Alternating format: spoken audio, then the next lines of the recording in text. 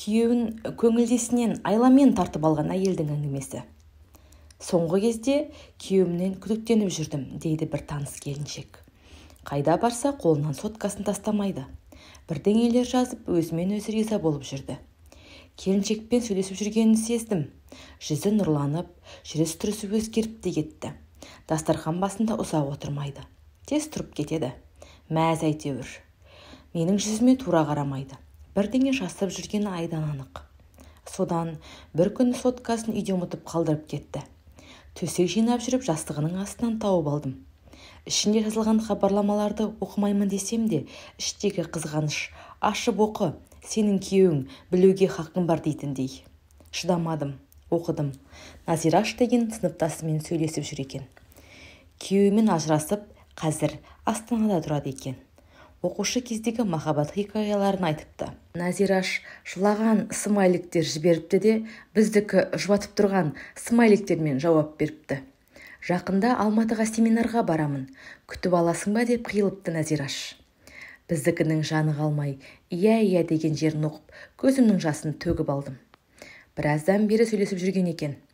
Таңертең қайырлы таң, түнде қайырлы түн демей жатпай жүргендері белгілі. Алматыға келетін күнін сағат минутына дейін жазып жіберіпті. Сырттан апалақтап күйеуімнің кіріп жатқанын ести сала, сотканы орнына қоя салдым. Үй жинап жүрген сыңай танытып, неғып жүрсің? Жұмысқа кеткенің қайда? Десем, кілтімді ұмытып жастығымның астына қойып ем деп ақырын ғана соткасын қалтасына зу еткізді. Ол кеткеннен кейін көп ойландым. Жанжал шығарып береке таппасым анық. Ақылмен сөйлескенді тыңдайын деп тұрған адам да жоқ. Есі шығып алған әбден. Еркектің есі далаға яуса, қиын екен ғой. Құрсын, ақырын күтейін. Бекерге бала-шағамның берекесін алмайын деген шешімге келіп, өзімді өзім ұстауға тырыстым. Сонымен көптен күткен Назираштың келетін күні болды. Сол күні түнде күйеуім ұзақ дайындалды. Көңілді, ыңылдап жүріп, мұртында алды. Шашымды алдыртпасам өсіп кетіпті деп шаштаразға да барып келді. Ертең жолдас жігіттер отырайық деп едік. Сол жаққа барамын. Костюм шалбарымды киейін деп алдын ала қауіпсіздік шараларын ойластырып қойыпты. Әрине, барғаның дұрыс деп қолдап қойдым.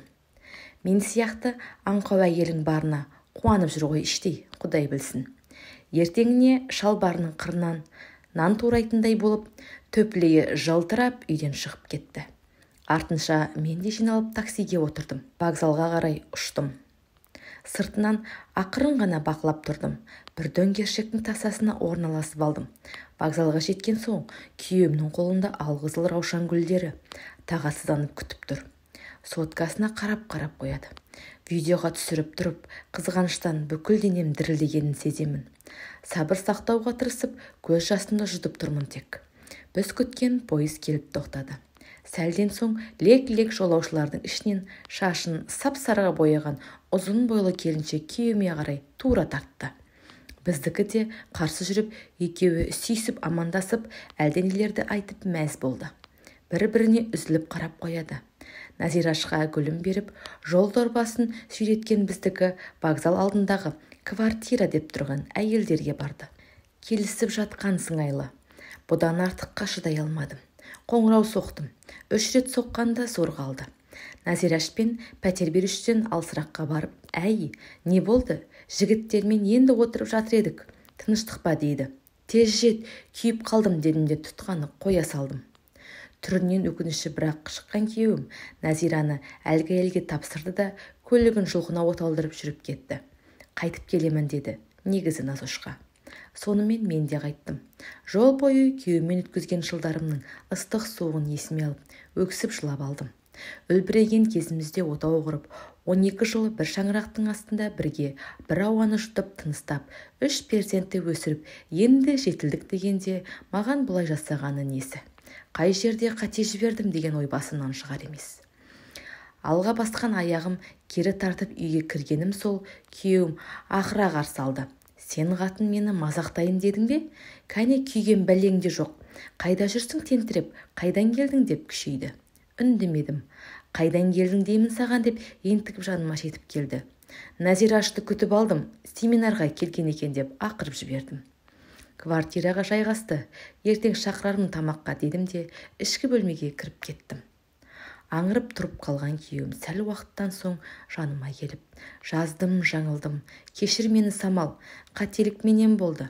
Міне иманым, міне жаным, жер ортасына келгенде желіккенім ұят болды. Орныма қойдың, ақылыңнан айналдым сенің, кешір алсаң кешір деп бірі қызарып, бірі босарды. Кешірмей қайда барамын? Бір етек бала шағаны, күйеуімнің бір еркектігі үшін тірі жетім етсем кім болғаным? Назирашқа сол күйі жоламады. Мүмкін жағдайды түсіндірген шығар, есебін тауып. Қазір сол кездік айтып күліп аламыз арасында. Еркек дегенде апырылдап, қателігін бетіне баса бермей, ақылмен, айламен түсіндіру керек. Сол кезде мен жанжал шығарсам, ажырасып тынар едік. Менің туыстарым естісе, өмір бойы күйеу баласын сыйламай кетуі де мүмкін ғой.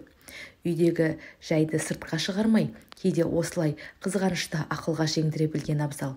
Оңай тимейді әрине, Құдай қосқан жарыңның басқаға көңіл ауғанына. Балалар үшін бәріне кешіресің, бәріне де көнесің құрбым деп жымиып қойды Самал. Ақылдылығына, сабырлығына таң қалдым. Мынандай жағдайдан сыр бермей шығып, шаңырақты сақтап қалу екінің бірінен қолынан келмесі анық. Әйел 40 шырақты деген осы. Шырағың сөнбесін, қазақ әйелі.